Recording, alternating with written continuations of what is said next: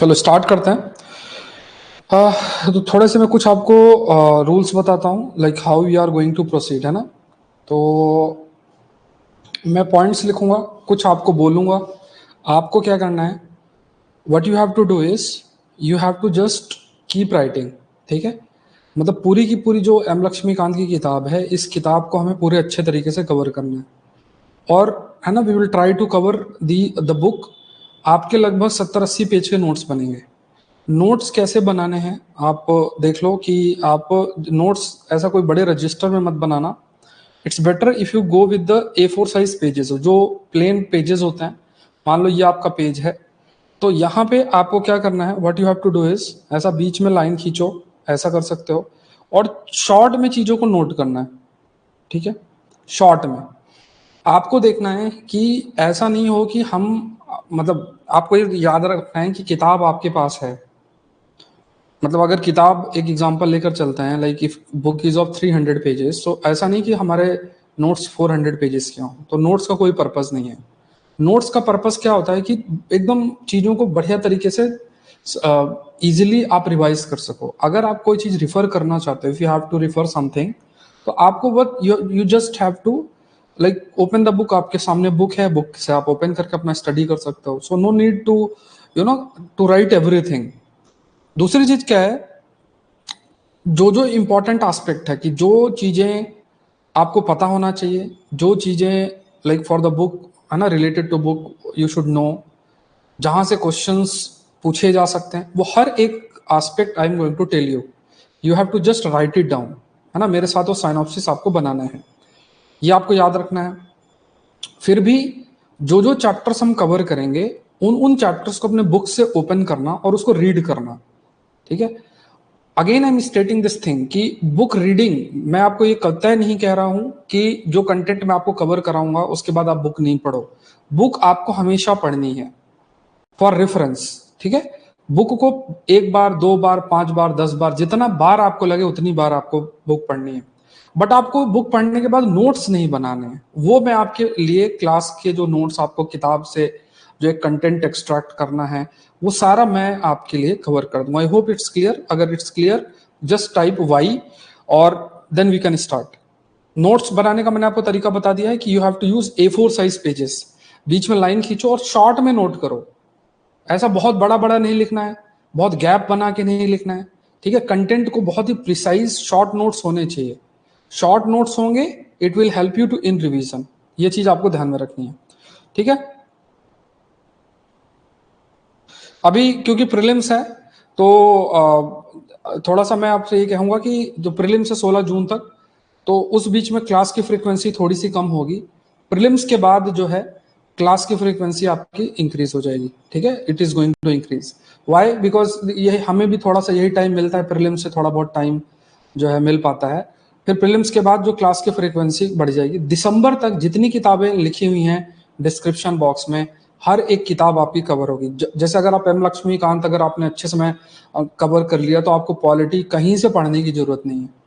कहीं से भी पढ़ने की पॉलिटी आपको जरूरत नहीं है। ठीक है, ये ध्यान में रखना है। So let's start. मैं आपके साथ देखो नोट्स प्रिपेयर कर रहा हूं। तो जैसे what you have to do is, बीच में आपके पास A4 साइज पेज होना चाहिए और ऐसा लाइन खींच देना है।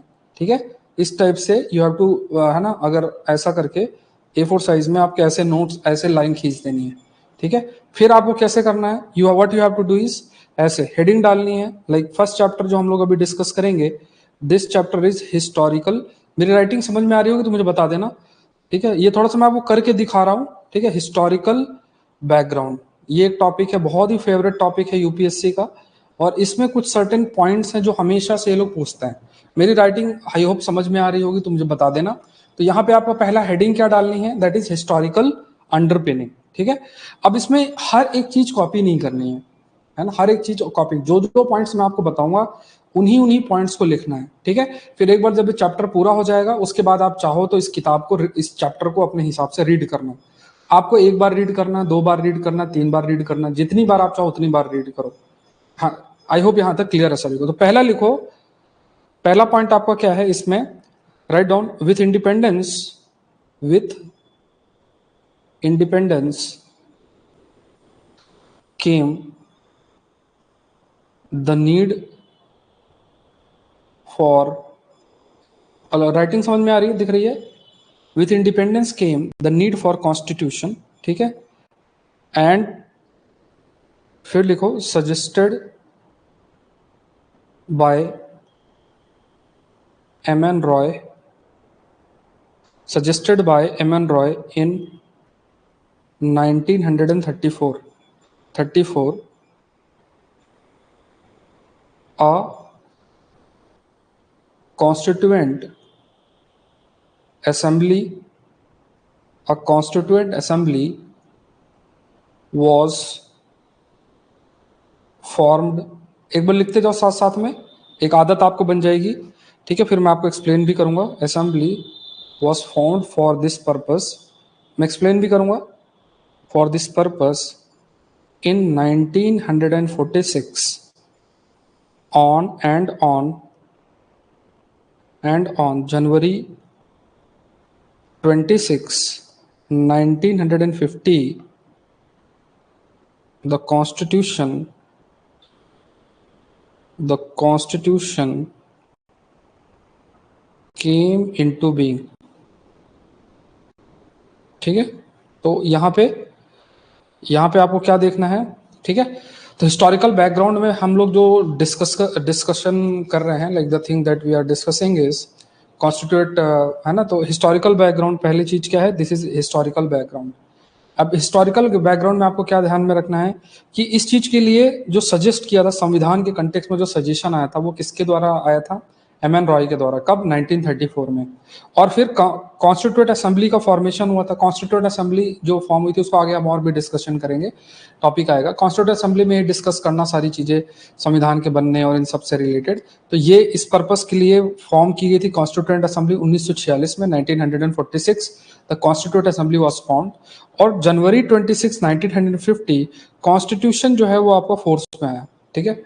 जो कॉन्स्टिट्यूशन है वो आपका फोर्स में है। तो आपको क्या ध्यान में रखना है हिस्टोरिकल बैकग्राउंड के कंटेक्स्ट में कि M.N. रॉय का नाम याद रखना है। दूसरा, ये डेट्स याद रखनी है, ठीक है। आपको जैसे अभी हम लोग बहुत सारे ऐसा कुछ चीजें डिस्कस करेंगे, तो उस कंटेक्स्ट में आपको जो डेट है, that date you should know. ये आपको कंटेंट दिख रहा है, एक बार मुझे बता देना, कंटेंट विजिबल है ना? आई होप ये कंटेंट आप लोग को विजिबल होगा। तो ये जो डेट्स है ना, कुछ डेट्स और फैक्ट्स आपको याद रखने हैं। अब जब संविधान बना ना, जैसे ब्रिटिशर्स आए, जैसे जैसे ब्रिटिशर्स आते गए, तो ब्रिटिशर्स का प्रेजेंस है, तो वो अपने हिसाब से एडमिनिस्ट्रेशन में बदलाव करते रहे, कई एक्ट वो लेकर आए, ठीक है, बहुत सारे डिफरेंट डिफरेंट एक्ट्स लेकर आए। तो यही चीज हम रीड करते हैं। जैसे मान लो ब्रिटिशर्स आए, जैसे बैटल ऑफ, आपने थोड़ा सा बहुत रीड किया होगा, बैटल ऑफ प्लासी हुई थी, फिर बैटल ऑफ बक्सर हुआ था, फिर धीरे धीरे जो बैटल ऑफ बक्सर होने के बाद जो ब्रिटिशर्स का प्रेजेंस है भारत के अंदर वो बहुत बढ़ता चला गया। फिर वो एडमिनिस्ट्रेशन को कंट्रोल करने के लिए जो है धीरे धीरे उन्होंने कई लॉ एक्ट लेकर आए।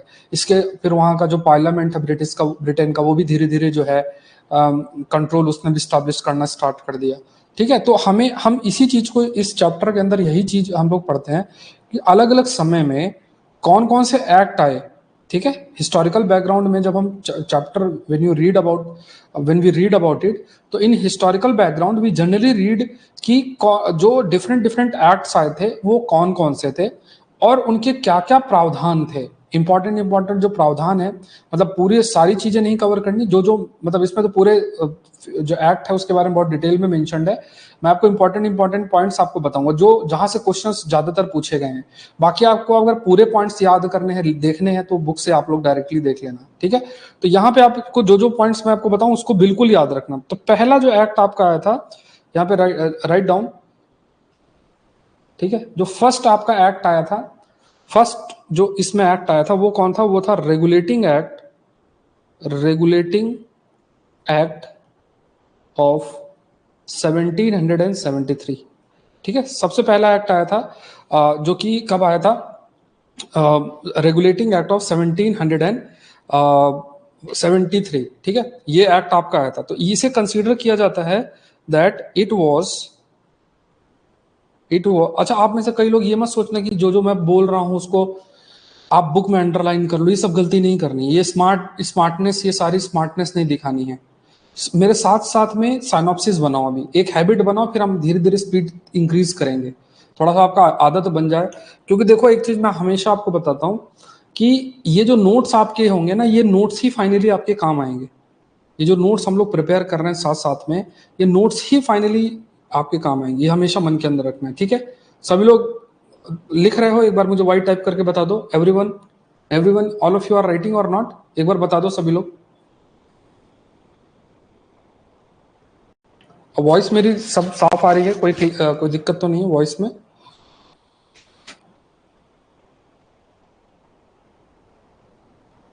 ठीक है। सो यहां पे लिखो, it was the first step taken by it was the first step taken by the British government to control and regulate the affairs of. ये प्रश्न सीडीएस में इसी साल पूछा है कि कौन सा एक्ट है जिसने इट हैज ट्राइड, या सीडीएस में पूछा है या 2023 के प्रीलिम्स में पूछा है, एक बार चेक करना, ठीक है। And regulate the affairs of the East India Company, ठीक है, ईस्ट इंडिया कंपनी, ठीक है। दूसरा, recognised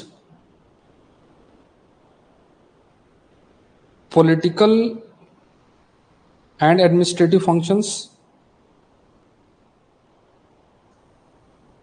recognised political and administrative functions, ये आपको याद रखना है, ठीक है। और फिर उसके बाद पॉलिटिकल एडमिनिस्ट्रेशन, इसके बाद ये भी आपको याद रखना है कि इट हैज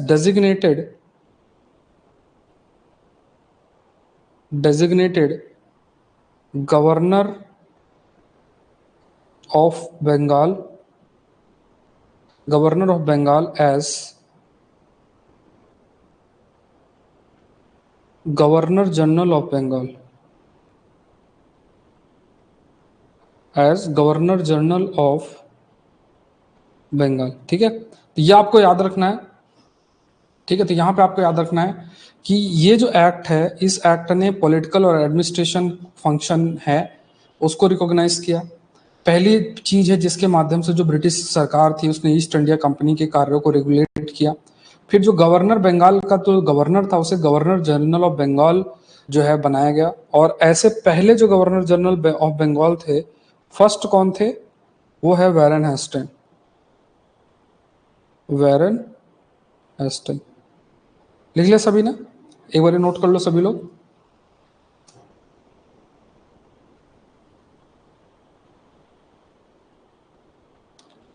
ये पॉइंट्स नोट कर लेना। देखो इसमें और भी बहुत सारे पॉइंट्स हैं, इट डिपेंड्स ऑन यू, आप चाहो तो रीड कर लेना उनको। मेरा काम ये है कि जो इंपॉर्टेंट इंपॉर्टेंट एस्पेक्ट है वो आपके दिमाग में होना चाहिए, है ना। बुक आपके सामने है, पूरी बुक कॉपी नहीं करनी है। अब मैं आपको पूरी बुक का 300 पेज की जगह 400 पेज का नोट्स बनवा दूं, that is not a good idea. तो जो जो चीजें बता रहा हूँ, जो जो पॉइंट्स हाईलाइट कर रहा हूँ, बस उन उन पॉइंट्स को आपको रखना है। इन्हीं पॉइंट्स को पहले रीड करो, फिर बुक अपनी रीड करते जाना। बुक आपको जरूर से जरूर आपको रीड करनी है, ठीक है। Let's move to the next, दूसरा देखते हैं, ठीक है। तो यहाँ पे इसमें हमने क्या क्या देख लिया। पहली चीज जो रेगुलेटिंग एक्ट 1773 में पहला स्टेप था, जिसके तहत जो ब्रिटिश गवर्नमेंट है उसने ईस्ट इंडिया कंपनी को रेगुलेट करने का प्रयास किया। दूसरा, what you have to understand, administrative political functions को रिकॉग्नाइज किया गया। फिर जो गवर्नर जनरल बंगाल के थे उन्हें गवर्नर जनरल ऑफ बंगाल के रूप में किया, मतलब जो गवर्नर थे बंगाल के उन्हें गवर्नर जनरल ऑफ बंगाल के रूप में कंसीडर किया गया। और पहले जो ऐसे गवर्नर जनरल ऑफ बंगाल थे वो कौन थे? वो आपके वैरन हेस्टिंग थे, ठीक है। तो governor of Bengal as governor general of Bengal, तो पहले जो थे वो आपके वैरन हेस्टिंग थे, ठीक है। ये ध्यान में रखना है। अब देखते हैं दूसरी चीज जो एक हाईलाइट करते हैं, that is, let's see, that is, इसी दूसरा जो एक हमारे लिए है, दूसरा देखो, दैट इज पिट्स। समझ में आ रहा है? कोई दिक्कत तो नहीं है? कोई डाउट हो, कुछ हो तो मुझे बता देना, ठीक है। पिट्स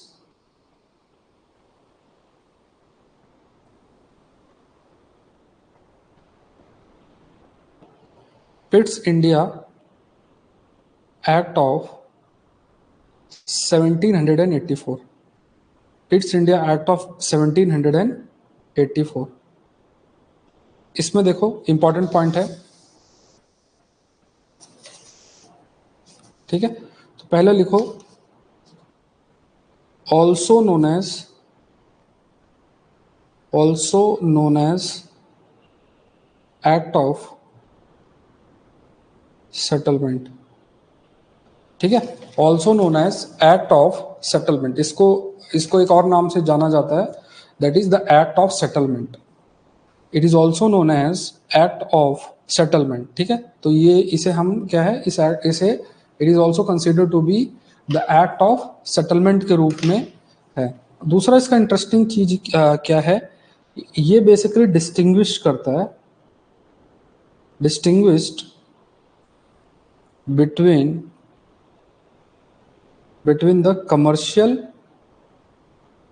and political function of the company,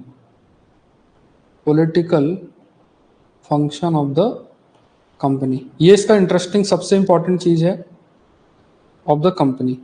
तो यहां पे क्या है, इसने पॉलिटिकल की, ये पॉलिटिकल फंक्शन है और ये पॉलिटिकल फंक्शन है और ये इसका कमर्शियल फंक्शन है। तो दोनों चीज को, पॉलिटिकल फंक्शंस क्या होता है कि जैसे कोई पॉलिटिकल लेवल पे चीजों को कंट्रोल करना, रन करना। कमर्शियल फंक्शन क्या होता है, ट्रेड करना। तो इसने क्या है कि इस एक्ट में सबसे पहले इस चीज को रिकॉग्नाइज किया कि अच्छा ये फंक्शन इसका राजनीतिक फंक्शन है और ये फंक्शन इसका कमर्शियल फंक्शन है, ठीक है। तो ये चीज आपको ध्यान में रखना। तो इसमें डिस्टिंग्विश किया गया क्विट इंडिया एक्ट के अंदर, जो जो ब्रिटिशर्स हैं उनके कार्य को, मतलब ईस्ट इंडिया कंपनी के कार्य को दो भागों में बांटा गया, ठीक है, पॉलिटिकल और आपका कमर्शियल फंक्शन। अब इसमें आपको देखना है, what you have to understand is कि यहाँ पे दो, एक फंक्शन क्या है, ध्यान समझो कि एक फंक्शन आपका है कमर्शियल, ठीक है, दूसरा जो फंक्शन है वो है पॉलिटिकल। एक तरफ क्या है कमर्शियल, दूसरा फंक्शन आपका पॉलिटिकल। अब यहाँ पे क्या है कि जो कमर्शियल फंक्शन है, ठीक है, ये जो कमर्शियल फंक्शन है, कमर्शियल फंक्शन के लिए जो इन्होंने गठन किया उसको बोला गया, जो कमर्शियल फंक्शन देखेगा उसे बोला गया कोर्ट ऑफ डायरेक्टर्स, ठीक है। और जो पॉलिटिकल उनको वो जो आपका था, ठीक है, उसके लिए एक अलग बॉडी का गठन किया गया जिसका नाम था board of control, board of control. ये चीज आपको ध्यान में रखना है कि एक तरफ आपका क्या था, कोर्ट ऑफ डायरेक्टर्स, एक तरफ आपके पास क्या था, कोर्ट ऑफ डायरेक्टर्स, और दूसरी तरफ आप क्या था, वो है board of control.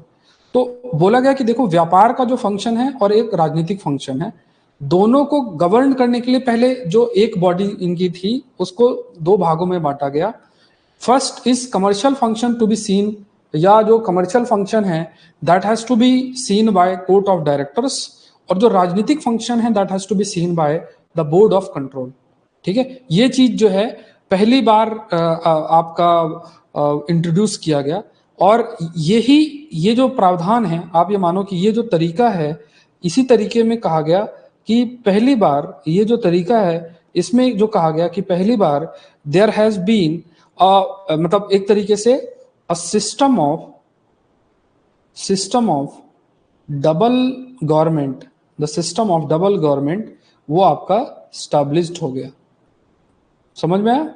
Double government क्यों हो गया? बिकॉज यहाँ पे एक तरफ आप बोल रहे हो सिस्टम ऑफ डबल गवर्नमेंट का क्या मतलब हो गया कि एक तरफ आप कह रहे हो कि देखो यार बोर्ड ऑफ कंट्रोल है, दूसरी तरफ आप कह रहे हो कोर्ट ऑफ डायरेक्टर है। One side there is a court of director, the other side you have a board of control. तो दोनों दो डिफरेंट है, डिफरेंट एस्पेक्ट है। One side you have a court of director, other side you have a board of control. दोनों को अगर if you will see both, तो एक तरीके से दो दो दो सरकारें बन गई। Means it has introduced the double government system. तो अगर आपसे ये पूछा जाए कि which act has introduce the double government system of double government, तो what should be your answer? Your answer is that it is as per the British, it is as per the Pitt India Act। ठीक है, I hope यहां तक आपको समझ में आ गया होगा। क्लियर है सभी को यहां तक?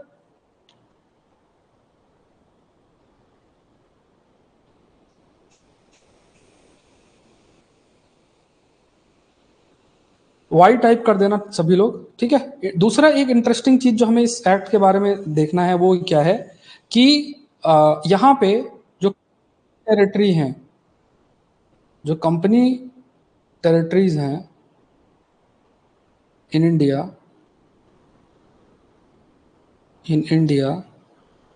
Where for the first time, company territory in India where for the first time called the British possessions in India। ठीक है,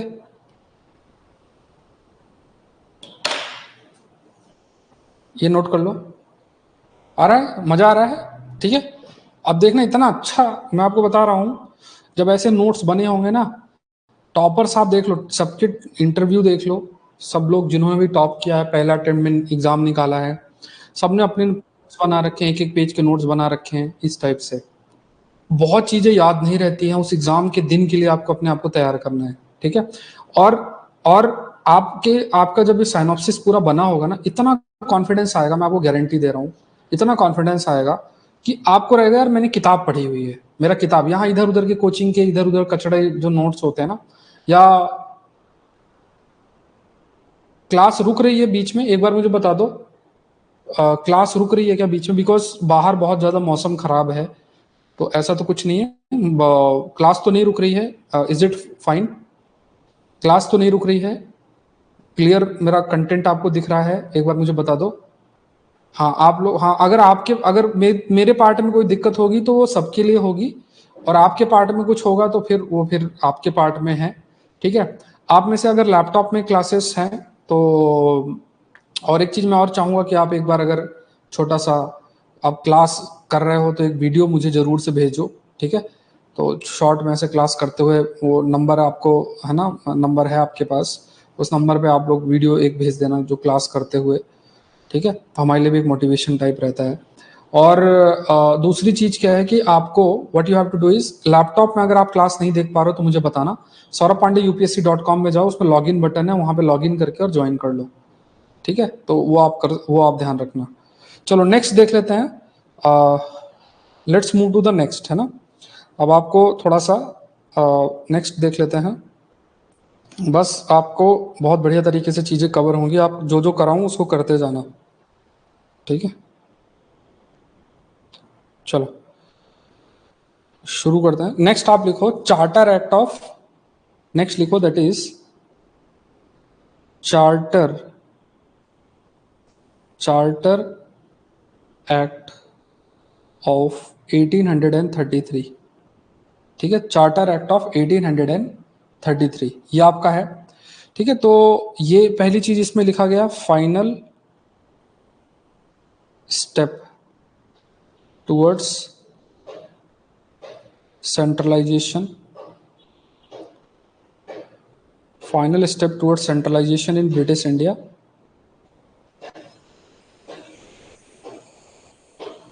ठीक है, सेंट्रलाइजेशन की शुरुआत आपकी 1773 से स्टार्ट हो गया था। ठीक है, जब 1773 से जो आपका सेंट्रलाइजेशन है उसकी शुरुआत आपकी हो गई थी, लेकिन जो फाइनल स्टेप है सेंट्रलाइजेशन का भारत में, वो कंसीडर किया जाता है एक्ट ऑफ 1833। और इसमें आपको जो एक पॉइंट सबसे महत्वपूर्ण आपको पता होना चाहिए वो ये है, इसमें जो गवर्नर जनरल हैं of Bengal, governor general of Bengal को बेसिकली कंसीडर किया गया गवर्नर जनरल ऑफ इंडिया। ठीक है, गवर्नर जनरल ऑफ बंगाल को गवर्नर जनरल ऑफ इंडिया के रूप में किया गया। तो अब इसे आप खुद सोचो कि यह सेंट्रलाइजेशन ही तो है, कितनी ज्यादा पावर एक अथॉरिटी को दे दी गई। जो बंगाल का गवर्नर है वो भारत का गवर्नर जनरल बनेगा। और पहले जो है इसमें आपको याद रखना, जो फर्स्ट थे इसमें, फर्स्ट कौन थे? That is Lord William Bentinck.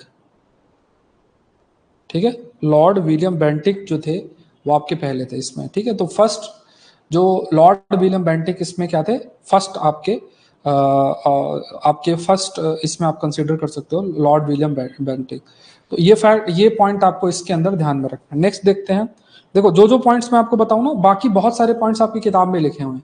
मैं जो पॉइंट्स आपको डिस्कस कर रहा हूँ जो यूपीएससी ने प्रश्न पूछे हुए हैं, ठीक है। अगर आपका मन है पूरी किताब, मतलब और भी पॉइंट्स इसमें याद लिखने का, क्योंकि पूरे पॉइंट्स हम लिख के पूरी किताब, पूरे नोट्स को, ऐसा नहीं कि पूरी किताब कॉपी कर लें, ऐसा नहीं है। जो मैं आपको अपने एक्सपीरियंस के अकॉर्डिंग बता रहा हूँ, जहां से पॉसिबल प्रश्न आपके लिए बनेंगे, तो ये जो पॉइंट्स है इन पे आपका नजर बिल्कुल होनी चाहिए, ठीक है।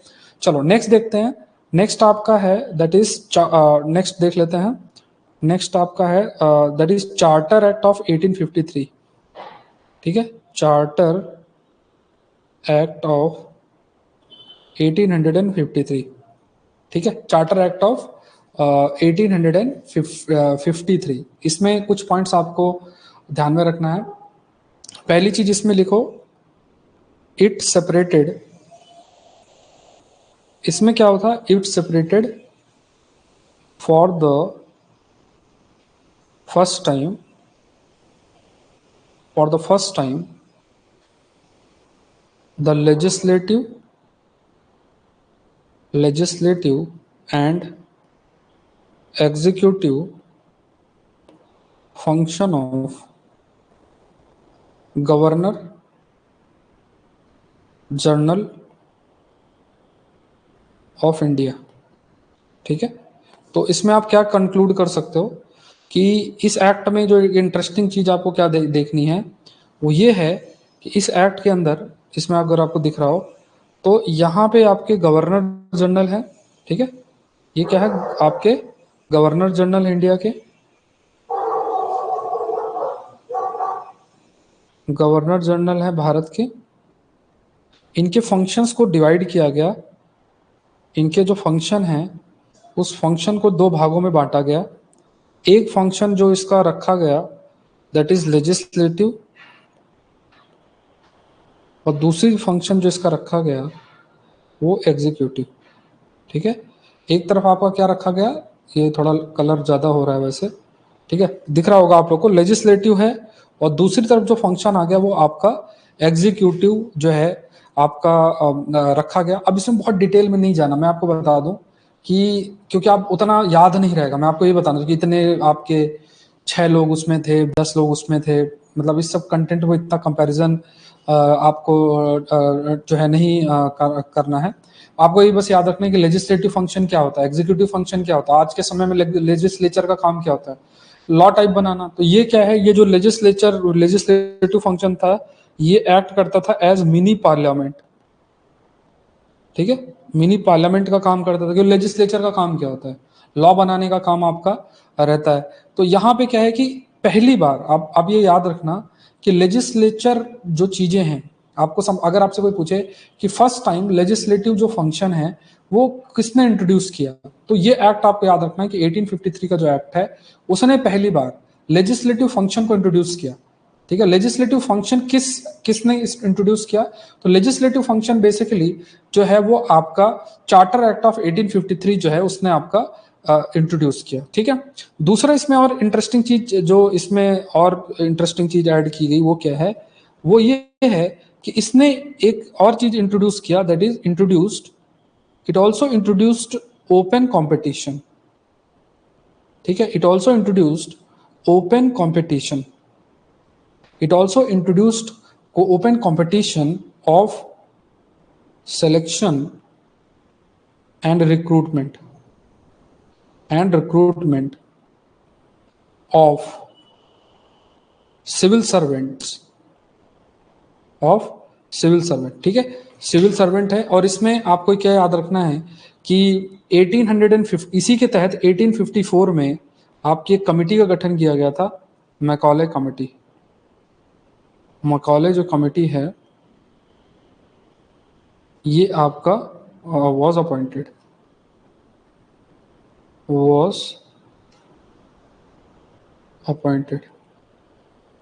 1854 में जो मैकॉले कमेटी है, ठीक है। मैकॉले कमेटी जो है आपकी MACAU, एक मिनट, ठीक है, मैकॉले कमेटी जो है, मैकॉले कमेटी का गठन किया गया, ये आपको याद रखना है। ठीक है, यहां तक क्लियर है सभी को?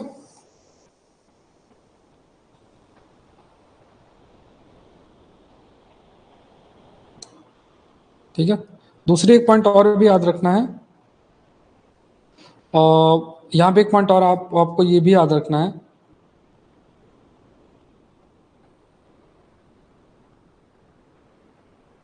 फर्स्ट टाइम इंट्रोड्यूस्ड, इसको इस डायग्राम में, इसमें जो है लेजिस्लेटिव फंक्शन के बाद इसमें इंट्रोड्यूस्ड लोकल रिप्रेजेंटेशन। ठीक है, for the first time introduced local representation. ठीक है, लोकल रिप्रेजेंटेशन को पहली बार जो है आपका सामने रखा गया। ठीक है, ये चीज आपको याद करनी है। तो ये एक इंटरेस्टिंग चीज है जो इस एक्ट के बारे में हमें ध्यान रखना है। लिख लिया सभी ने? Let's move to the next act. Next act देखते हैं, दैट इज, अब देखो ये जो एक्ट था आपका 1853 तक। अब आपको ये सब पता, अगर आपने हिस्ट्री के बेसिक चीजें भी पढ़ी होंगी, कि 1857 का रिवोल्ट हुआ। 1857 के रिवोल्ट के बाद फिर जो एक्ट आए उनके फिर अलग ऑब्जेक्टिव्स रहे। ठीक है, तो कुछ एक्ट आपको याद रखना है कि 1857 से पहले आए। ठीक है, जो हमने अभी डिस्कस किया 1830 1773 1778, है ना, 1784, 1833, इस टाइप की चीजें, 1853, तो इनके बारे में आपको you need to know certain things. ठीक है, तो ये चीज जो है वो आपको पता होना चाहिए। अब क्या हुआ, जब 1857 का रिवोल्ट हुआ, रिवोल्ट होने के बाद जो है आपका कुछ बदलाव किए गए, जैसे गवर्नर जनरल ऑफ इंडिया को वॉइस रॉय शब्द इस्तेमाल किया। वो हम मतलब वो सब, ये सब चीजें आप हिस्ट्री में पढ़ते हो। ठीक है, हमें तो लाइक यू पॉलिटी के कंटेक्स्ट में we just need to know the features of these acts. जो ये एक्ट्स हैं इनके फीचर्स के बारे में हमें पता होना चाहिए। तो यहाँ पे आप देखो कि जो गवर्नमेंट ऑफ इंडिया, इसके जो मतलब पहला जो एक्ट आया जो रिवोल्ट है उसके बाद, जो फर्स्ट टाइम आपका जो द एक्ट दैट केम, तो वहां पे जो एक्ट था वो एक्ट था that is government of India act. ठीक है, government of India act, India act 1858। ठीक है, एक्ट का नाम क्या था? Government of India act 1858। ये आपको ध्यान में जो है, ठीक है, इंट्रोड्यूस किया गया। तो अब इसमें इंटरेस्टिंग चीज क्या की गई कि इसमें जो गवर्नर जनरल ऑफ इंडिया है, गवर्नर जनरल ऑफ इंडिया को वाइसरॉय बोला गया, वाइसरॉय ऑफ इंडिया बोला गया। ठीक है, और ये जो वाइसरॉय है, ये आप कह सकते हो, ये जो वाइसरॉय है ये क्या था? He acted acted as acted as direct representative of British crown in India. ठीक है, ये जो है ना, तो यहां पे आपको याद रखना है कि इसमें इसमें लॉर्ड कैनिंग, लॉर्ड कैनिंग जो है became the first viceroy of India. I hope आपको समझ में आ गया होगा। तो यहां पे आपने क्या देखा कि जो गवर्नमेंट ऑफ इंडिया एक्ट 1858 का आया, तो इसमें पहले देखो हमने शुरुआत कहां से की, पहले गवर्नर जनरल ऑफ बंगाल, फिर गवर्नर जनरल ऑफ बंगाल को गवर्नर जनरल ऑफ इंडिया बोला गया, फिर जो है गवर्नर जनरल ऑफ इंडिया को वाइसरॉय ऑफ इंडिया बोला गया 1858 में, और रिवोल्ट के बाद 1857 की क्रांति जिसे हम बोलते। तो आफ्टर 1857 जो गवर्नर जनरल ऑफ इंडिया है, he is called as viceroy of India, and this Viceroy of India, it acted as a direct representative of the British Crown in India. मतलब हो क्या गया था कि अब पहले जो control east India type company या ऐसे कर रही थी, तो डायरेक्ट अब जो है ब्रिटेन का रिप्रेजेंटेटिव वाइसरॉय के रूप में काम करता था और वो भारत की एक्टिविटी को आपका जो है देखता था। ठीक है, तो ये पॉइंट आपको ध्यान में रखना, that it the viceroy of India basically acted as a direct representative of the British crown in India. ठीक है, acted as a direct representative of the British crown in India. अब इसमें एक चीज और आपको ध्यान रखनी है, इसमें एक और एस्पेक्ट जो आपको ध्यान में रखना है कि इफ यू रिमेंबर कि पिट्स इंडिया एक्ट के अंदर हमने डबल गवर्नमेंट सिस्टम की बात की थी। ठीक है, तो वो जो डबल गवर्नमेंट सिस्टम इंट्रोड्यूस किया गया था पिट्स इंडिया एक्ट में, अगर आपको याद हो तो अभी हमने डिस्कस किया था कि in double government what there were two major bodies, एक कमर्शियल फंक्शन देखती थी और एक पॉलिटिकल फंक्शन देखती थी। और हमने व्हाट वी हैव डिसाइडेड कि जो पॉलिटिकल और कमर्शियल फंक्शन है उसमें उसके अकॉर्डिंग यू विल सी, तो वहां पे आपके डबल गवर्नमेंट प्रेजेंट थी। So this double government system was ended. ठीक है, वो पूरे तरीके से खत्म किस एक्ट के तहत किया गया? It was ended by this act of 1858। तो आपको क्या ध्यान रखना है कि डबल गवर्नमेंट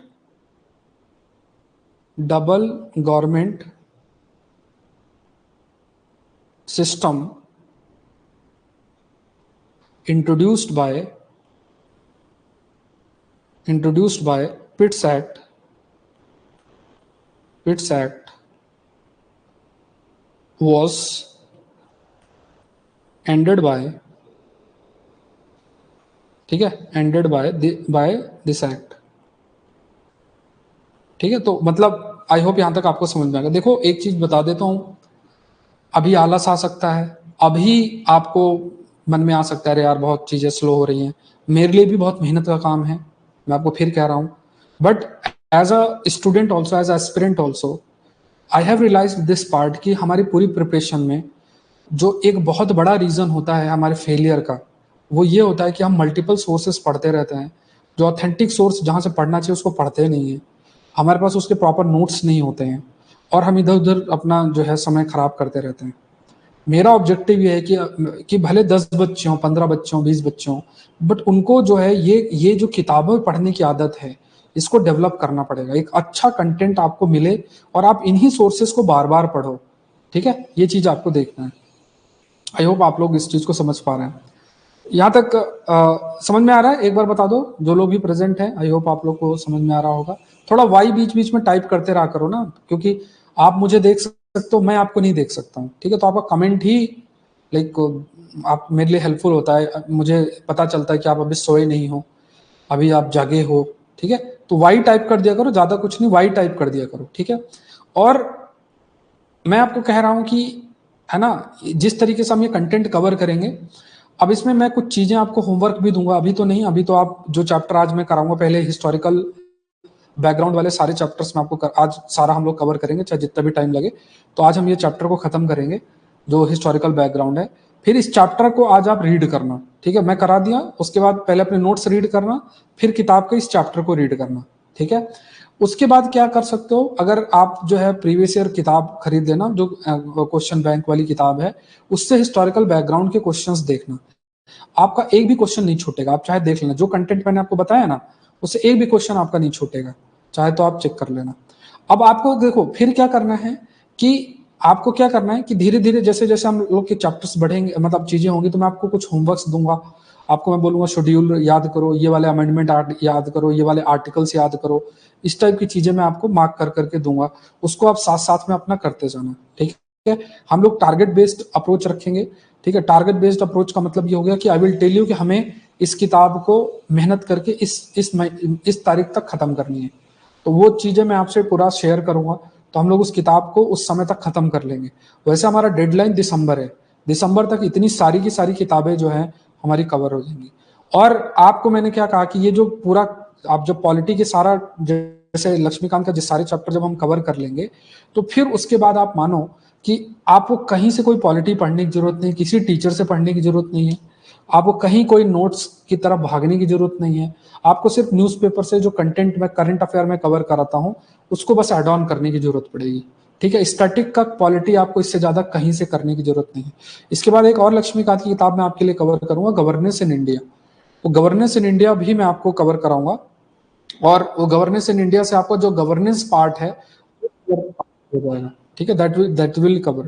तो वो आपका ये मेंस के लिए भी हेल्पफुल होगा, जो गवर्नेंस इन इंडिया, क्योंकि पॉलिटिकल सिस्टम जो है ना उससे बहुत ज्यादा मेंस में प्रश्न नहीं आते। मेंस में ज्यादातर पार्ट प्रश्न जो है वो प्रश्न आपका गवर्नेंस पार्ट से ज्यादा आते हैं, और जो साथ में न्यूज़पेपर में आर्टिकल्स आते हैं, एनालिसिस आते हैं, गवर्नर स्पीकर के रोल, जुडिशरी के बारे में एडिटोरियल्स और ये सब जो आते रहते हैं, वहां से प्रश्न आपके लिए ज्यादा से ज्यादा फ्रेम होते हैं। आई होप यहाँ तक आपको क्लियर हुआ होगा। ठीक है, आपको बस एक करना है कि थोड़ा बहुत पार्टिसिपेट किया करो, है ना। मेरे अंदर मोटिवेशन जो है, जैसे आपको मोटिवेशन चाहिए, the thing that will motivate me, कि आप लोग की सीरियसनेस। ठीक है, आप लोग की जो सीरियसनेस है वो बहुत मैटर करती है। कोई क्वेरी हो, कुछ समझ में नहीं आता है, तो आप मुझे मैसेज करो। ग्रुप एक आप लोग का बना होगा ऐप के अंदर ही, उसमें आप मुझे मैसेज करो, है ना।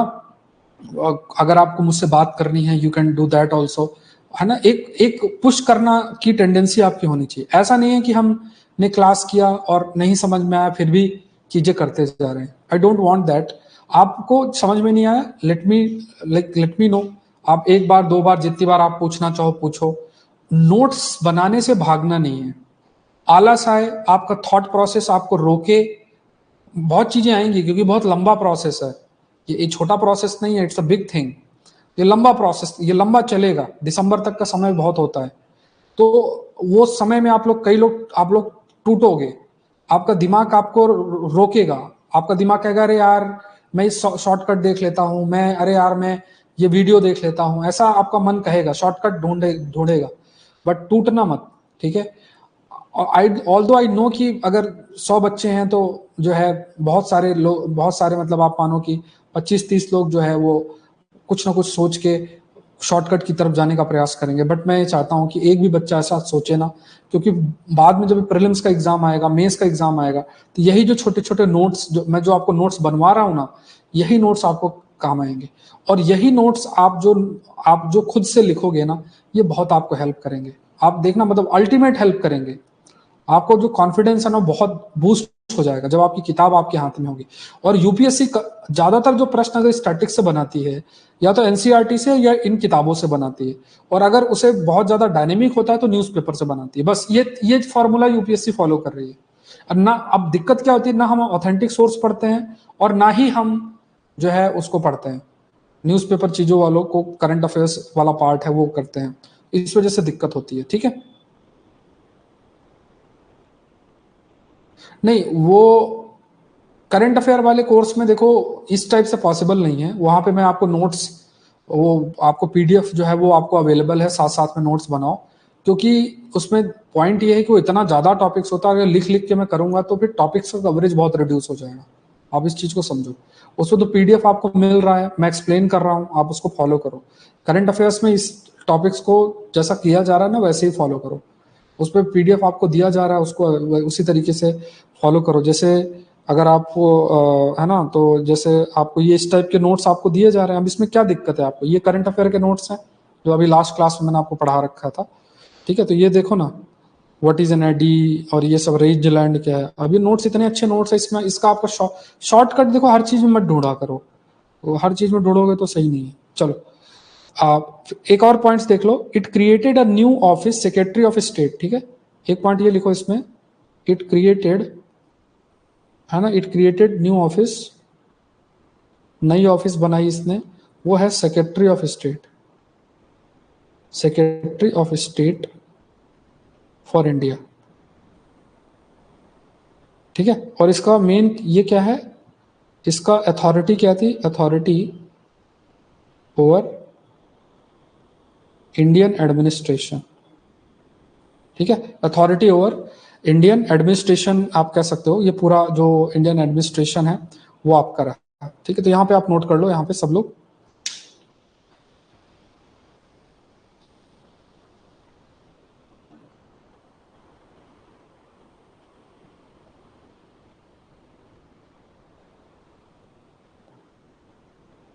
ठीक है, अब आ जाते हैं दूसरा जो है वो है government of India act of, government of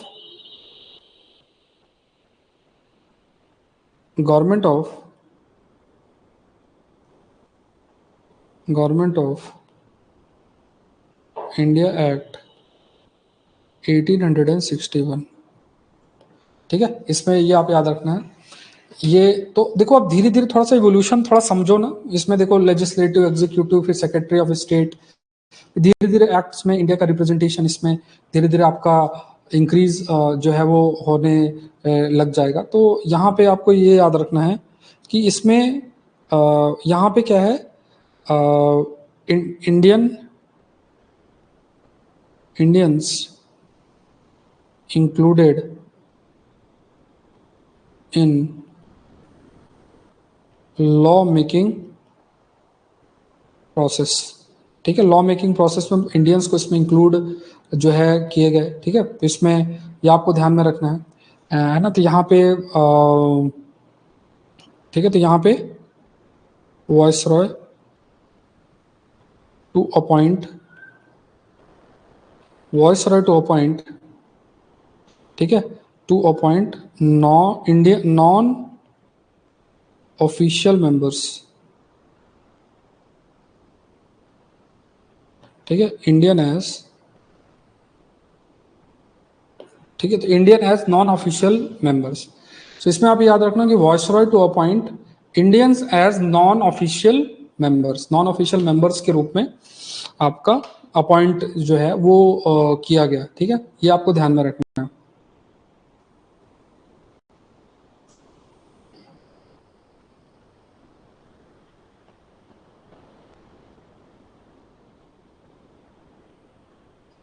हाँ, अच्छा, एक चीज और याद रखना है कि यहाँ पे एक ये इसमें एक्स्ट्रा पॉइंट याद रख लो। इसमें पोर्टफोलियो सिस्टम इंट्रोड्यूस्ड, इसमें लिख लेना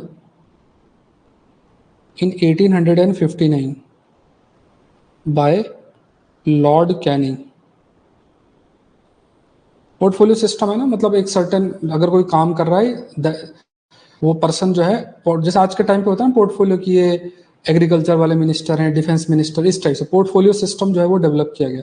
और ये जो एक्ट है ना, ये जो एक्ट है, तो it gave recognition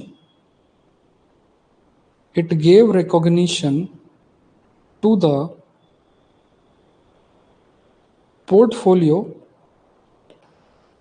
system introduced by Lord Canning. ठीक है, लॉर्ड कैनिंग ने जो पोर्टफोलियो सिस्टम इंट्रोड्यूस किया था, उसको रिकॉग्निशन जो है वो किस में दिया गया था, 1861 का जो ये है, इसमें आपका रिकॉग्निशन दिया गया था। ठीक है, नेक्स्ट देखते हैं। नेक्स्ट देखो, that is government of colour दिख रहा है आपको?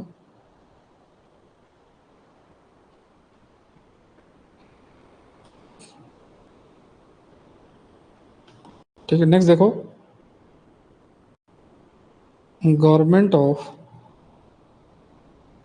India act of 1892। ठीक है, government of India act of 1892। तो ये थोड़ा सा इसमें कुछ पॉइंट्स देख लेते हैं, जो मेजर पॉइंट्स है वही हम डिस्कस करेंगे।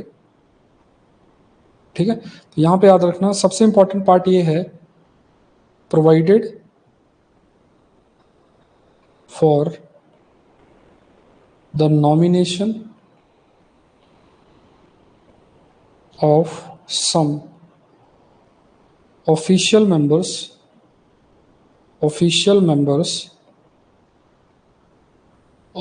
ठीक है, sorry, provided some non official members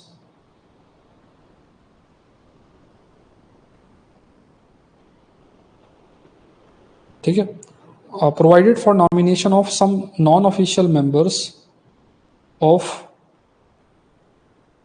the a central legislative council. Explain करता हूं, एक बार लिख लो, central legislative council by the Viceroy on the recommendation of the Provincial Legislative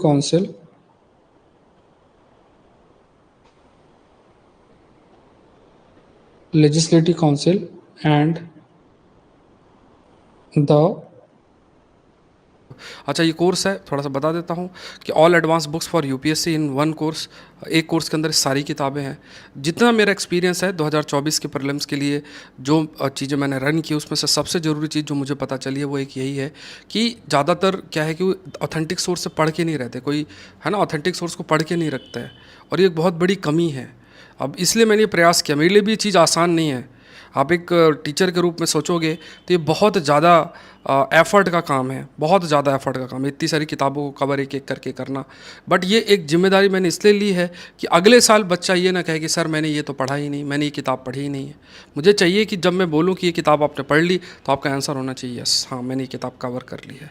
तो ये चीज़ मैंने एक एक करके मैं आपको कवर कराऊंगा। जिनको करना है वो कर सकते हैं। आपको लगता है कि मैं खुद पढ़ सकता हूँ तो आप खुद पढ़ सकते हो, लेकिन किताबों को कवर कराना है। मेरे द्वारा प्रयास यही है हर एक किताब का आपके पास 60-70-80 पेज का साइनॉप्सिस बढ़िया तरीके से बन जाए। जैसे मैं आपको इस तरीके से साइनॉप्सिस बनवा रहा हूँ, क्लास नोट से ही है, तो इस टाइप से मैं आपको साइनॉप्सिस पूरा, जैसे अभी एम लक्ष्मीकांत मैं आपको कवर करा रहा हूँ, तो बढ़िया तरीके से साइनॉप्सिस बनवा दूंगा और आपका फिर रिवीजन अच्छे से हो जाएगा। और इन किताबों को कवर करोगे तो हर एक किताब एक सब्जेक्ट को कवर करती है, प्रीलिम्स और मेंस के। तो ये चीज़ आपके लिए, यही 8-9 किताबें हैं जो आपको कब पढ़नी है यूपीएससी के लिए, और फिर एनसीईआरटी और न्यूज़पेपर।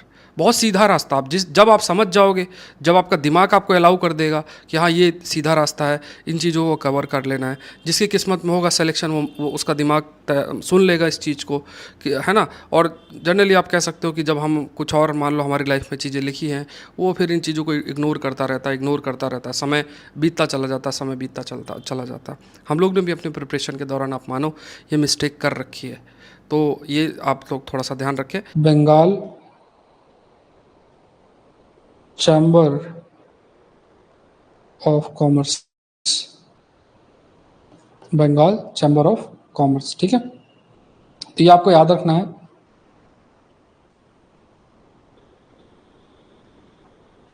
ना। तो यहाँ पे क्या है कि कुछ नॉमिनेशंस की बात की गई थी, तो कुछ ऐसे नॉमिनेशन, मान लो वाइसरॉय जो है उनको नॉमिनेट करना है, तो कुछ रिकमेंडेशंस आपका Bengal of chamber of commerce और प्रोविंशियल लेजिस्लेटिव, मतलब जो स्टेट लेवल की लेजिस्लेटिव काउंसिल है, उनके माध्यम से रिकमेंड कुछ नाम किए जाएंगे जिनको सेंट्रल लेजिस्लेटिव काउंसिल का हिस्सा बनाया जाएगा। तो ये चीज इसमें इंट्रोड्यूस की गई। और इसमें इंटरेस्टिंग चीज क्या है कि इसमें जो एक बहुत इंटरेस्टिंग चीज आपको पता होना चाहिए, जो आपको बहुत ध्यान से देखना पड़ेगा, कि introduced limited and indirect provision for the use of election in filling some of non-official seats। ठीक है। अच्छा, क्या मतलब हुआ इसका कि जैसे इसमें क्या है कि पहली बार आपको याद रखना कि पहली बार जो है जो ध्यान समझना कि पहली बार अगर आपसे पूछा जाए कि ऐसा कौन सा एक्ट है जिसमें सबसे पहली बार इलेक्शन जैसा कंपोनेंट को इंक्लूड किया गया, अगर आपसे कोई पूछे, समवन आस्क यू कि ऐसा कौन सा कंपोनेंट है जिसमें इलेक्शन जैसा जो चीज है उसको इंट्रोड्यूस किया गया, तो वो क्या है, वो है आपका दिस एक्ट ऑफ 1892। 1892 का जो एक्ट है उसमें पहली बार कुछ नॉन ऑफिशियल सीट्स में, ये अंडरलाइन आप कर लेना, कि यूज ऑफ इलेक्शन के कंसेप्ट को इंट्रोड्यूस किया गया। ठीक है।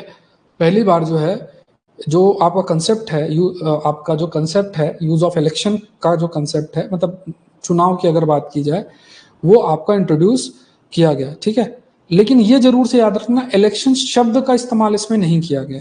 ठीक है। तो ये आपको याद रखना है कि ऐसा कोई इलेक्शन शब्द यूज नहीं किया, बट जो एक होता है ना इलेक्शन टाइप, इतने सारे लोग हैं वो आपस में वोट करके किसी को इलेक्ट कर रहे हैं, और फिर तो नॉन ऑफिशियल मेंबर्स जो सीट्स हैं उनके लिए कुछ ऐसा इलेक्शन जैसे कंपोनेंट का इंट्रोडक्शन पहली बार 1892 एक्ट में आपका किया गया। ठीक है, वाई टाइप कर दो, समझ में आया तो। नेक्स्ट देख लेते हैं। नेक्स्ट है आपका गवर्नमेंट ऑफ इंडिया एक्ट 1909। ठीक है, गवर्नमेंट ऑफ इंडिया एक्ट जो है 1909। तो इसको थोड़ा सा देख लेते हैं।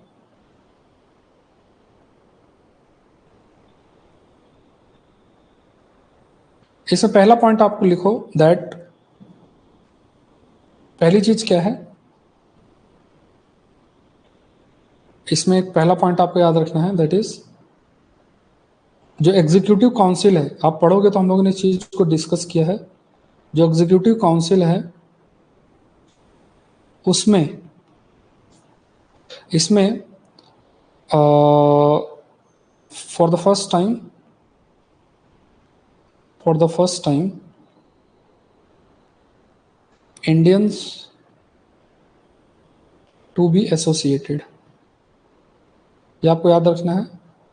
ऐसे जो फर्स्ट इंडियंस थे, ठीक है, तो एग्जीक्यूटिव काउंसिल दो की थी, एक तो सेंट्रल लेवल पे वॉइस रॉय की थी और स्टेट लेवल पे गवर्नर की थी। तो उसमें पहली बार भारत के मतलब इंडियंस को भी इंक्लूड किया जाए, ये चीज आपकी इंट्रोड्यूस की गई थी। और पहले आपके थे कौन थे, फर्स्ट आपके थे सत्येंद्र प्रसाद मिश्र, सिन्हा, सत्येंद्र प्रसाद सिन्हा। ठीक है, first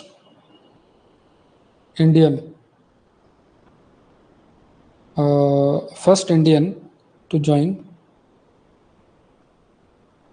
voice Roy executive council.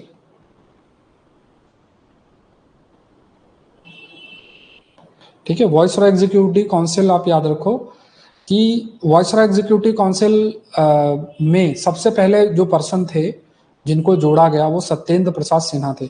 First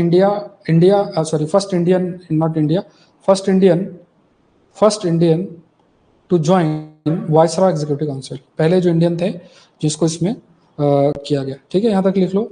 दूसरा इसमें क्या चीज की गई, वो है कंसेप्ट ऑफ, दूसरी चीज जो इसमें डाली गई वो है सेपरेट इलेक्टोरेट। ठीक है, सेपरेट इलेक्टोरेट का मतलब क्या है, इसमें कम्युनल रिप्रेजेंटेशन ऑफ मुस्लिम्स। ठीक है, तो यहां पे क्या है कि कम्युनल रिप्रेजेंटेशन ऑफ मुस्लिम का मतलब क्या है, तो मतलब मुस्लिम्स ही मुस्लिम्स को इलेक्ट करेंगे। ठीक है, ऐसा कुछ इसमें इंट्रोड्यूस जो है वो आपका किया गया। तो ये क्या है कि अगर आपसे पूछा जाए कि किस एक्ट में ये कम्युनलाइजेशन जो है वो शुरुआत की गई, तो आपको याद रखना है वो ये एक्ट है। ठीक है, एक्ट ऑफ इस एक्ट को हम, आई थिंक ये भी याद रखना, इस एक्ट को हम मॉर्ले मिंटो भी बोलते हैं, मॉर्ले मिंटो रिफॉर्म्स भी बोलते हैं। तो ये बहुत बार इन्होंने पूछा हुआ है कि कौन सा एक्ट है जिसमें सेपरेट इलेक्टोरेट का कंसेप्ट है। सेपरेट इलेक्टोरेट का मतलब है कि मुस्लिम्स जो हैं वो मुस्लिम्स को इलेक्ट करेंगे। ठीक है, मतलब वोटिंग जैसे की जाती है, तो ये डिवीजन का तरीका है, जैसे ब्रिटिशर्स है ना, ये इनका तरीका है। इन्होंने किताबें लिख के थोड़ा सा ये परसेप्शन बनाने की कोशिश की कि हमने देश को जोड़ा, हमने जो है ट्रेन दी और इस टाइप की बातें करके। ठीक है, मतलब जहाँ पे इन्होंने रूल नहीं किया वहां आज तक ट्रेन नहीं है, ऐसा तो नहीं है। ठीक है, और इंडिया को मॉर्ले मिंटो देख लो, मॉर्ले मिंटो रिफॉर्म्स। तो जहाँ ऐसा तो नहीं है ना कि जहाँ ये नहीं आए तो वहाँ ट्रेन नहीं है, ऐसा तो नहीं है। तो वो एक परसेप्शन है ना, एक ये तरीका होता है। आप लोग तो मेच्योर इस चीज को समझोगे बाद में चल के। ये एक साइकोलॉजिकल आप कह सकते हो ना कि हमने इतने समय तक रूल किया, पूरे कंट्री को पूरा बर्बाद कर दिया, ठीक है। जब ये आए थे और जब ये गए थे तो भारत की क्या हालत हुई है आप देख लो, आज भी हम झेल रहे हैं। कास्ट से रिलेटेड जो प्रॉब्लम्स हैं, जो इनके टाइम पे इतनी ज़्यादा प्रेवलेंट हुई कि आज भी हमें फेस करना पड़ रहा है, ठीक है। लिटरेसी रेट देखो तो इतनी पुअर थी, 10% से भी नीचे चली गई। एक्सपोर्ट आप देखो, इंडस्ट्री देखो, सब कुछ बर्बाद था, कुछ नहीं था। तो ऑल दो है ना, बट इन्होंने कोशिश की दिखाने की कि हमने जो है ट्रेन दी। ट्रेन भी किस लिए लाए थे? अपने प्रोडक्ट को रीच कराने के लिए, हमारे रॉ मटेरियल ले जाने के लिए, प्रोडक्ट को मतलब लोगों तक पहुंचाने के लिए, कि बेच सके लोगों को। ये सब चीजें हैं। तो यहाँ पे आपको बस ये सेपरेट इलेक्टोरेट का अगर आपसे कंसेप्ट पूछा जाए कि किसके तहत किस में इंट्रोड्यूस किया गया, तो what you have to understand, आपका तुरंत तुरंत एक जबानी में आंसर आना चाहिए कि जो इलेक्टोरेट का सिस्टम, सेपरेट इलेक्टोरेट का जो सिस्टम है, वो आपका मॉर्ले मिंटो रिफॉर्म के तहत आपका सामने रखा गया, ठीक है। नेक्स्ट देखते हैं, that is government of India act. समझ में आ रहा होगा तो मुझे एक बार टाइप करके यस बता देना, ठीक है। बहुत इंजॉय करोगे आप लोग, है ना। ये जब इतना मजा आएगा जब आपका कंटेंट पूरा हो जाएगा ना, किताब पूरी हो जाएगी, ठीक है। और मैंने कहा कि हमारी जितनी भी किताब हैं वो सारी किताबें हम लोग कवर करेंगे। बहुत मेहनत का काम है। आप लोग भी अगर चाहो तो कोर्स के बारे में रिकमेंड करना, कहीं भी जो मौका मिले तो आप रिकमेंड करना, जिससे एक थोड़ा अच्छा पार्टिसिपेशन हो, है ना। मेहनत का काम है, ठीक है। आप you all understand this thing. तो अगर आप कहीं किसी को रिकमेंड भी करोगे, ठीक है, तो वो जरूर से कोर्स के बारे में रिकमेंड भी कर सकते हो। चलो ठीक है, तो इस एक्ट को हम मोन्टागू चैलमफोर्ड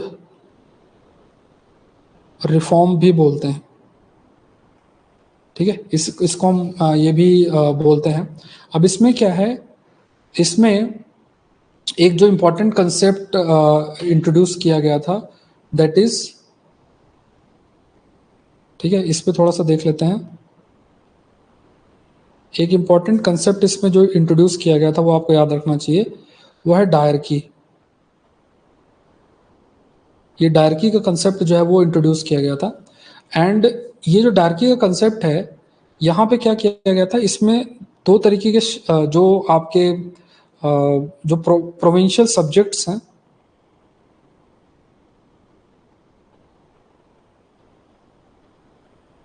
सब्जेक्ट्स का मतलब क्या है, जैसे अगर आज के समय में हमारे 7 शेड्यूल है, उस 7 शेड्यूल के अंदर सब्जेक्ट्स मेंशन्ड है, ठीक है। जैसे आप देखे होगे तो उसमें लिस्ट है ना कि ये जो सब्जेक्ट्स हैं इसमें यूनियन लॉ बना सकता है, ये सब्जेक्ट्स इसमें स्टेट लॉ बना सकता है, ये सब्जेक्ट्स हैं इनमें दोनों बना सकते हैं।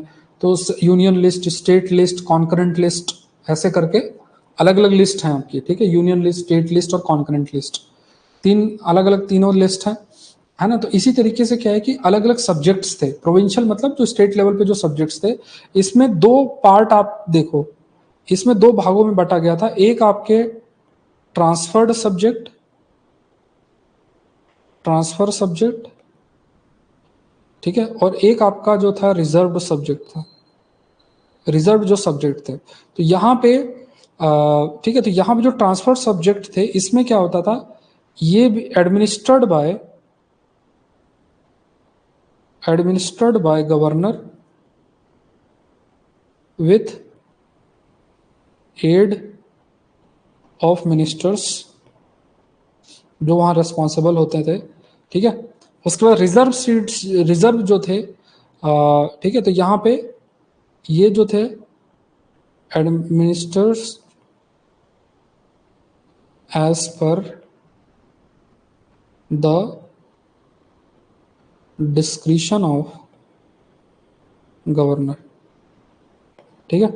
तो ये जो है आपको याद रखना, तो यहाँ पे आपको याद रखना कि ये जो सिस्टम है इसको डायरकी बोलते हैं।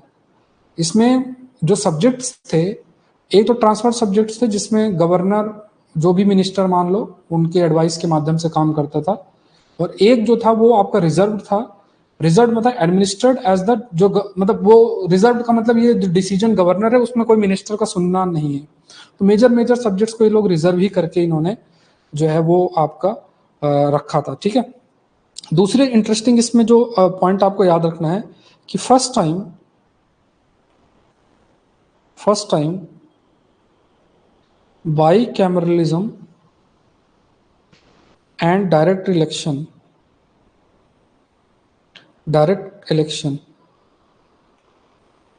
in the country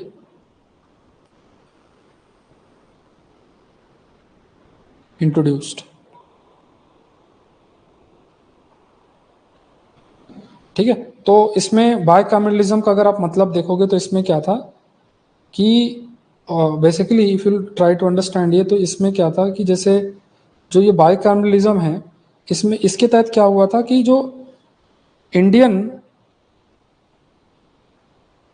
लेजिस्लेटिव जो सिस्टम है, इंडियन लेजिस्लेटिव जो सिस्टम है, इंडियन लेजिस्लेटिव सिस्टम आपका दो पार्ट्स में डिवाइड किया गया। ठीक है, वो दो भागों में बटा, जो कि अपर हाउस और लोअर हाउस। ठीक है, तो आपको आपने क्या सीखा कि ये जो एक्ट है इसमें एक कंसेप्ट डायरकी का आया, और दूसरा जो है इसमें जो एक चीज आई वो है बायकैमरलिज्म का। बायकैमरलिज्म जो है वो सेंटर लेवल पे आया, डायरकी स्टेट लेवल पे आया। तो दोनों में थोड़ा सा ध्यान में रखना, कंफ्यूज नहीं होना है। तो जैसे हमारा आज पार्लियामेंट है, उसमें राज्यसभा लोकसभा है। तो अगर आपसे ऐसा सिस्टम सोचे कि ये पहली बार ऐसा सिस्टम किसने प्रपोज किया था, तो वो सेंट्रल लेवल पे प्रपोज किया गया था, गवर्नमेंट ऑफ इंडिया एक्ट 1990 के तहत ये चीज, 19 के तहत ये चीज आपकी प्रपोज की गई थी। ठीक है, यहां तक क्लियर है। उसके बाद इस एक्ट ने फर्दर, ये जो एक्ट है, ठीक है, तो ये जो separate electorate concept further extended and included Sikh, Indian Christian,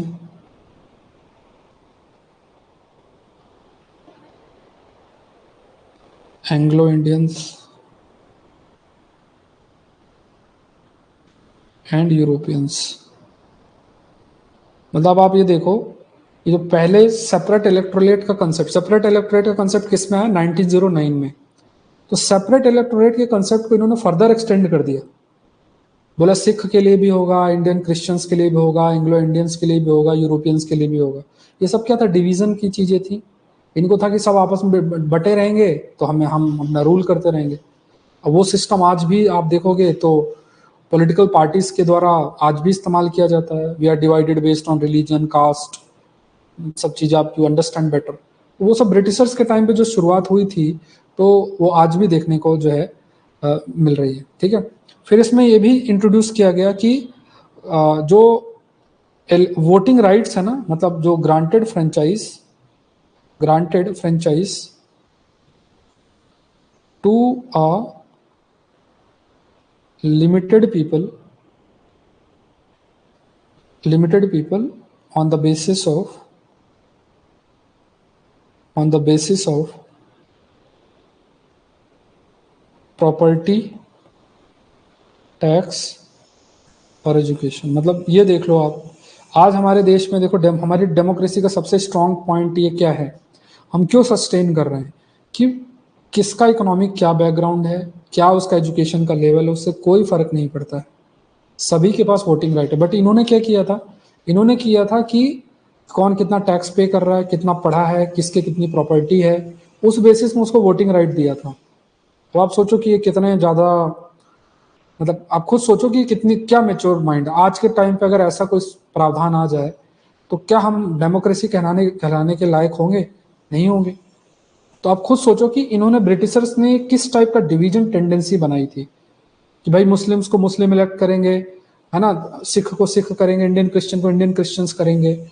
और उसके बाद वोटिंग, कुछ चीज़ों में जो वोटिंग राइट किसी को दिया भी गया, तो वो बोला गया कि तुम्हारा पढ़ाई कितने किए हो, क्रिश्चियंस हो, मतलब सॉरी, टैक्स कितना भरे हो, पढ़े कितना हो, इस बेसिस में। ठीक है, फिर it also provided for the establishment of provided for establishment of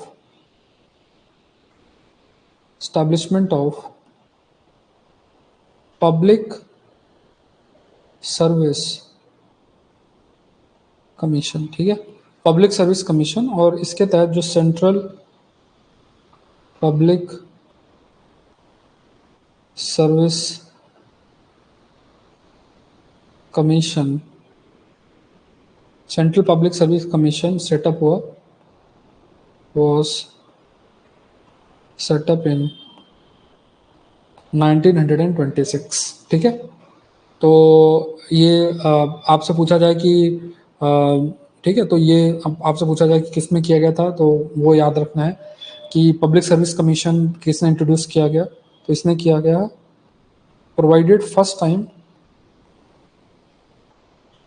time provided for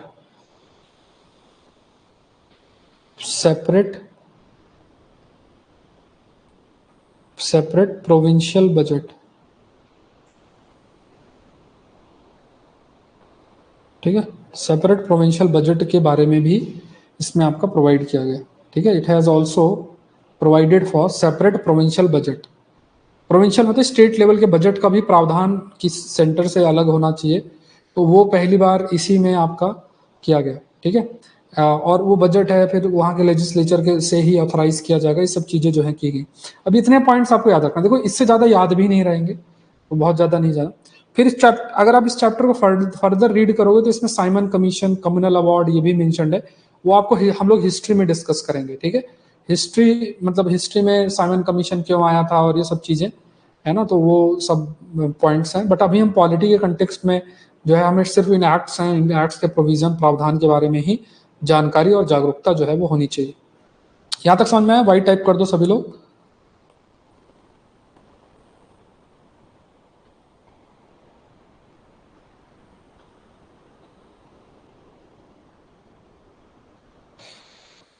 चलो अब नेक्स्ट देख लेते हैं, that is government of India act. Government of India act of 1935, ठीक है, government of India act of 1935। इसको थोड़ा सा देखते हैं क्या कहना चाहते हैं ये। तो यहाँ पे क्या है कि इसमें अगर आपसे पूछा जाए किस एक्ट में फेडरल सिस्टम और इसका कंसेप्ट इन सब की बात आपकी की गई थी, तो वो आपका पहली बार आपका जो है गवर्नमेंट ऑफ इंडिया एक्ट में की गई थी। तो इसमें जो एक इम्पॉर्टेंट प्रावधान आपको याद रखना है, that is all India federation,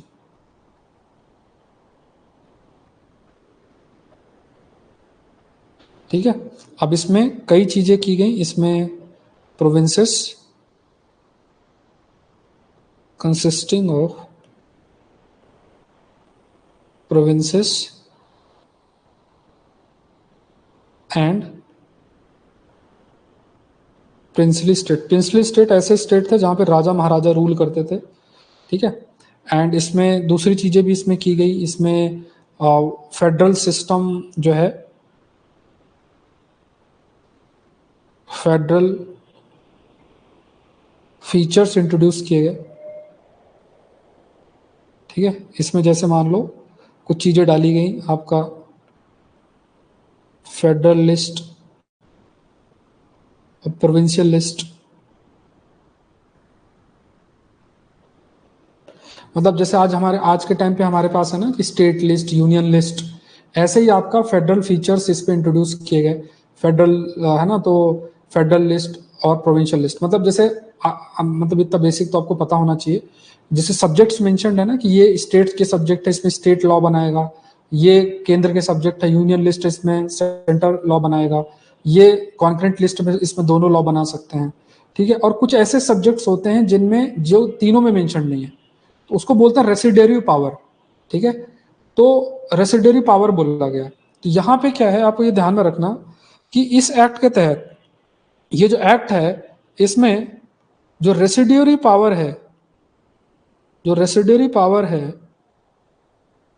where given to the viceroy, ठीक है। जो रेसिडरी पावर है वो आपको किसको दिया गया? वायसरॉय को दिया गया। सो जो residuary power basically, residuary powers were given to the viceroy. Viceroy को जो है रेसिडरी पावर जो है वो किया गया। दूसरी आप ये समझना कि इट अबॉलिस्ड, जो हमने डायरकी के बारे में डिस्कस किया था ना, तो इसने डायरकी को अबॉलिश किया, ठीक है, abolish dyarchy in the provinces, and introduced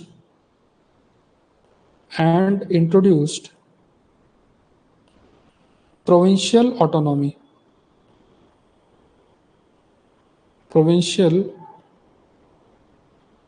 ठीक है। तो प्रोविंशियल ऑटोनॉमी जो है, मतलब डायरकी का कंसेप्ट अगर आपको याद हो ना, हमने डिस्कस किया था जो 1919 में इंट्रोड्यूस किया गया था कि ट्रांसफर्ड और रिजर्व सब्जेक्ट होंगे, तो उसको एबॉलिश किया गया। और जो कंसेप्ट है प्रोविंशियल ऑटोनॉमी, मतलब जो राज्य हैं उनको ऑटोनॉमी होना चाहिए, तो वो आपका प्रोवाइड किया गया। और इसमें और इंटरेस्टिंग चीज है कि ये जो डायरकी है, ये जो डायरकी का जो सिस्टम प्रावधान आप मानो कि ये इंट्रोड्यूस किस में किया गया, ये बेसिकली प्रोवाइडेड, क्या बोला गया? Provided for the adoption of diarchy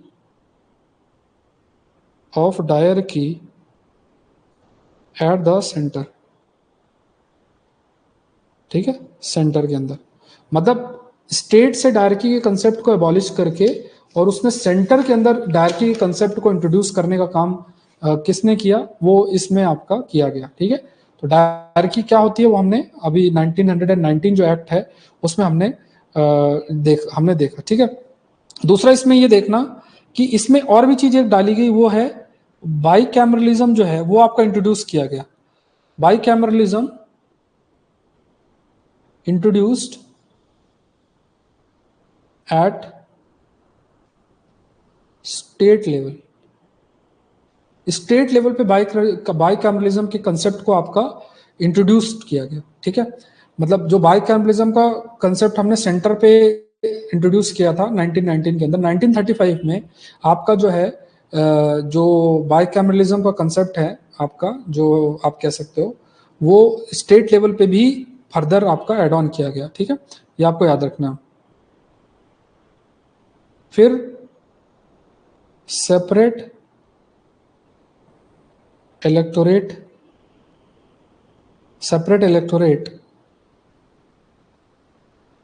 concept extended for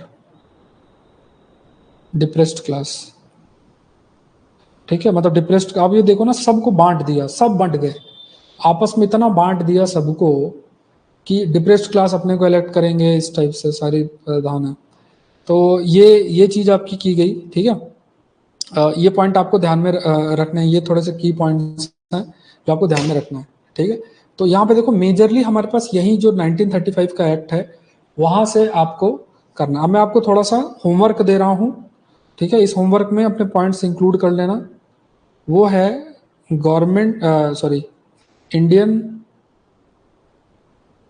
independence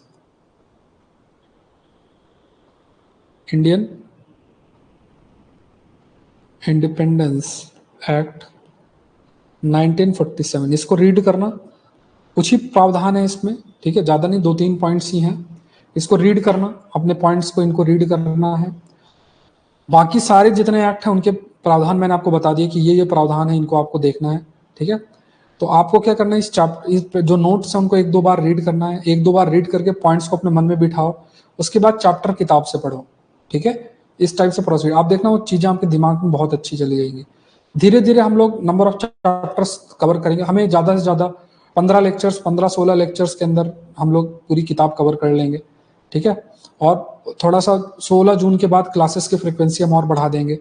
और एम ये है कि जितनी किताब आपके डिस्क्रिप्शन बॉक्स में मेंशन्ड है, क्योंकि देखो हर एक किताब एक सब्जेक्ट को कवर करती है, बहुत मेहनत का काम है ना। और बहुत फोकस आप करना है, और अपने मन को रोज प्रॉमिस करो कि आप ऑथेंटिक सोर्सेज से पढ़ोगे। एनसीईआरटी ये किताबें जहां जहां से आपने ऑथेंटिक सोर्सेज से पढ़ा, किसी कोचिंग के नोट्स, कहीं किसी टीचर के नोट्स, अपना समय उसमें खराब नहीं करना है। अगर उस चीज को आपने यहाँ पढ़ लिया, अगर कुछ एक्स्ट्रा है वो मैं आपको बता दूंगा कि ये वाले कोचिंग से ये वाला नोट्स पढ़ लो, ठीक है, वो मैं आपको रिकमेंड खुद कर दूंगा। जहाँ पे अच्छा कंटेंट जिस चीज के लिए है, जिसके लिए अच्छी किताब नहीं, कुछ नोट्स अच्छे हैं, वो मैं खुद उस सब्जेक्ट के लिए आपको रिकमेंड कर दूंगा, है ना। तो ये ध्यान में रखना है और ये अपने आप को प्रॉमिस कर लेना है। दूसरा, अपने अंडरस्टैंडिंग को इम्प्रूव करने का प्रयास करना है, ठीक है। जब मैं करंट अफेयर की क्लासेस लूँ या हिंदू का सेशन हमारा जो होता है, जब हम उस पर डिस्कशन करते हैं, तो आपका जो लेवल है, समझने का जो लेवल है, उसको आपको इंक्रीज करना है। आपकी सोच जो है, जब आप मतलब पूरा पॉलिटी पढ़ लोगे, तो आप कॉन्स्टिट्यूशनल एंगल से, पॉलिटिकल एस्पेक्ट से भी चीजें समझो, सोचो, ऐसा आपको सीखना है, ठीक है। तो आज के लिए इतना ही। इंडिया इंडिपेंडेंस एक्ट 1947, इसमें सिर्फ यही है ना, कि भारत इस समय आजाद होगा, अब जो पावर है वाइस रॉय और ये इनकी किसी की नहीं रहेगी, इस टाइप की प्रावधान, इसमें कोई इतना समझने का नहीं है, बट आप ये देख लेना। अब आप ये याद रखना कि एक पॉइंट मैं आपको बता रहा हूँ कि इसमें जब 1947 से 1935 का जो बीच का समय था, तो जब तक हमारा खुद का संविधान नहीं बना, तो उसमें तब तक हम लिमिटेड सेंस में गवर्नमेंट ऑफ इंडिया एक्ट 1935 के प्रोविजन के बेसिस में चीजें गवर्न हो रही थी, ठीक है, ये ध्यान में रखना। तो आज के लिए इतना ही, मिलते हैं नेक्स्ट सेशन के अंदर। Thank you everyone, thank you. अच्छा, ये कोर्स है, थोड़ा सा बता देता हूँ कि all advance books for UPSC in one course. एक कोर्स के अंदर सारी किताबें हैं। जितना मेरा एक्सपीरियंस है 2024 के प्रीलिम्स के लिए, जो चीज़ें मैंने रन की, उसमें से सबसे ज़रूरी चीज़ जो मुझे पता चली है वो एक यही है कि ज़्यादातर क्या है कि वो ऑथेंटिक सोर्स से पढ़ के नहीं रहते, कोई है ना, ऑथेंटिक सोर्स को पढ़ के नहीं रखता है, और ये एक बहुत बड़ी कमी है।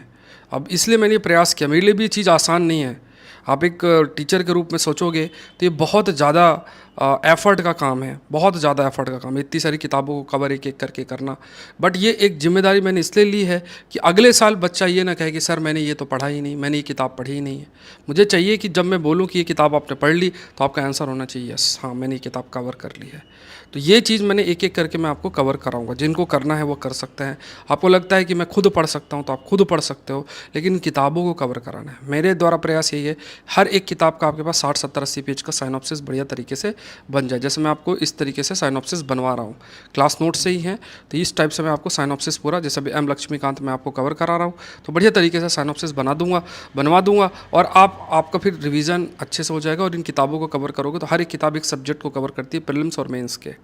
तो ये चीज़ आपके लिए, यही 8-9 किताबें हैं जो आपको कब पढ़नी है यूपीएससी के लिए, और फिर एनसीईआरटी और न्यूज़पेपर। बहुत सीधा रास्ता। आप जब आप समझ जाओगे, जब आपका दिमाग आपको अलाउ कर देगा कि हाँ ये सीधा रास्ता है, इन चीज़ों को कवर कर लेना है, जिसकी किस्मत में होगा सिलेक्शन, वो उसका दिमाग सुन लेगा इस चीज़ को, कि है ना। और जनरली आप कह सकते हो कि जब हम कुछ और, मान लो हमारी लाइफ में चीज़ें लिखी हैं, वो फिर इन चीज़ों को इग्नोर करता रहता है, समय बीतता चला चला जाता। हम लोग ने भी अपने प्रिपरेशन के दौरान, आप मानो, ये मिस्टेक कर रखी है। तो ये आप लोग थोड़ा सा ध्यान रखें। ये आप स्कैन कर सकते हो, स्कैन करके directly will reach to saurabhpandeyupsc.com website. वहाँ पे कोर्सेस और कंटेंट आपको अवेलेबल हो जाएंगे। इस कोर्स के बारे में बीच में मैंने आपको बता रखा है स्टार्टिंग के अंदर, but again I am स्टेटिंग this point, इस कोर्स को मिस नहीं करना है। इसके बारे में मैंने आपको बता दिया, करंट अफेयर का कोर्स अभी कॉम्बो सब्सक्रिप्शन चल रहा है। आप दोनों कोर्स में से किसी का भी लिंक क्लिक करोगे तो वहाँ पर एक राइट कॉर्नर में एक टिक करना है आपको। टिक करोगे तो कॉम्बो सब्सक्रिप्शन में दोनों से जुड़ सकते हो, और उससे आपका जो 1000 रुपीज़ है वो सेव हो जाएगा, ठीक है। तो ये कोर्स दोनों मस्ट हैं प्रीलिम्स के लिए, मतलब प्रीलिम्स मेंस दोनों के लिए, ठीक है। दोनों में प्रीलिम्स मेंस दोनों कवर हो रहा है। तो हम कोशिश करेंगे दिसंबर तक इसको पूरा, लाइक वी विल ट्राई, ये पूरी किताबें आपकी कवर हो जाएंगी, साथ में करंट अफेयर्स की चीज़ें भी आपकी अच्छे तरीके से कवर हो जाएंगी। एग्रीकल्चर ऑप्शनल 1 जुलाई से शुरू हो जाएगा, और इसको मिस नहीं करना है। मैं आपको नोट्स प्रोवाइड कर रहा हूँ, तो उसको जल्दी से जल्दी आप रीड करके उसको आप रीड कर लो अच्छे से। 1 जुलाई से पहले जो हैंड रिटन नोट्स आपको मेल करूँगा, ठीक है। इन चीज़ों में ना डिसीजन मेकिंग में आपको डिले नहीं करना चाहिए। मैं आपको कहूँगा कंटेंट कैसा होगा, कंटेंट किस तरीके से होगा, आप यूट्यूब में जुड़े हो, वीडियोस देख लो, आपको खुद अंडरस्टैंड हो जाएगा, है ना, कि यहाँ पे कंटेंट जो है यूपीएससी रेलिवेंट आपको मिल रहा है। तो ये जो चीज़ें मैं आपको कवर कर रहा हूँ टू द पॉइंट, और एक अच्छे तरीके से नोट्स आपके प्रिपेयर होंगे तो इनको मिस नहीं करना है। तो Saurabh Pandey UPSC CSC app download कर सकते हो, कोई क्वेरी इस नंबर पे आप मुझे मैसेज कर सकते हो।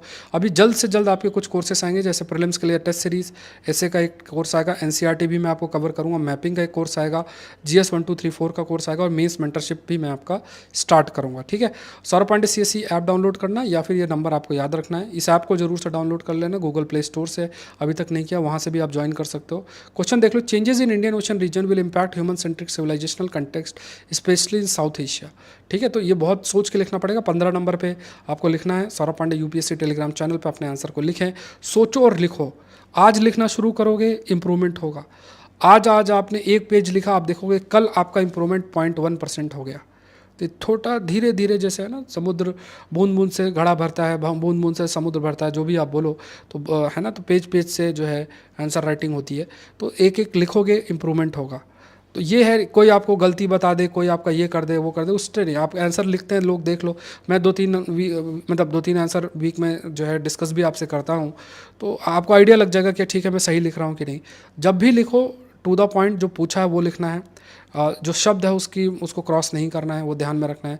10 नंबर 2 पेज में, 15 नंबर 3 पेज में लिखना है। 2 पेज का मतलब एक आगे एक पीछे। तो आपको ये समझना है कि आपको राइटिंग स्किल अपना नंबर ऑफ वर्ड्स और नंबर ऑफ जो अमाउंट ऑफ स्पेस है उसके लिमिटेशन में लिखना है, ऐसा। और टाइम एस्पेक्ट को, कि आप 10 नंबर का आंसर जो है 35 मिनट में लिख रहे हो तो कोई लॉजिक नहीं है, मत ही लिखो, इससे कोई मतलब नहीं है। स्टार्टिंग में आप टाइम लिखा करो, जैसे मान लो आपने एक आंसर लिखा ना, तो वहाँ पे टाइम लिख दो। टाइम लिख दो कि आपको पहला आंसर लिखने में 30 मिनट लिखा। आप एक हफ्ते बाद देखोगे ये 30 मिनट रिड्यूस होके 17-18 मिनट हो जाएगा।